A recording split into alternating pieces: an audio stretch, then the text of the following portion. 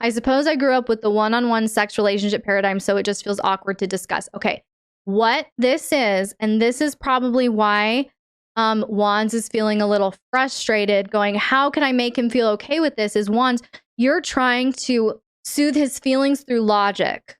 And these are feelings that he has based off of deep-seated vanilla conditioning. So let's talk about it. There is a principle called the law of first mention. And this is why vanilla conditioning exists, okay? If you grow up in, let's just start here. If you grow up in a household with parents who are very open with their sexuality, who are very free with one another in talking about their sexuality. When you grow up as a child around that openness, around that freedom, where your parents don't judge you or don't shame you for asking questions, being curious, where your parents are very open-minded when they're not judgmental about sex, you are going to walk into adulthood feeling very confident in your sexuality, feeling very empowered in your sexuality, not carrying shame, not carrying judgment. Why? The law of first mention. You are being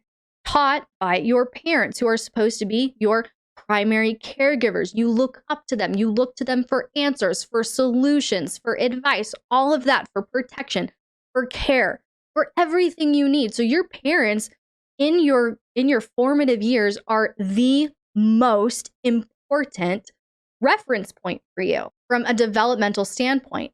Add to that the fact that we have the law of first mention that basically says that becomes your reference point by which you check all other information against.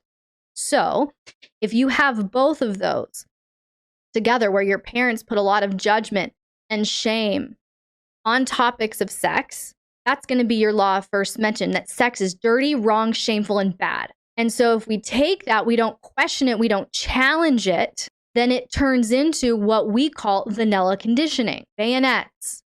You are carrying this law of first mention that you are defining everything else by.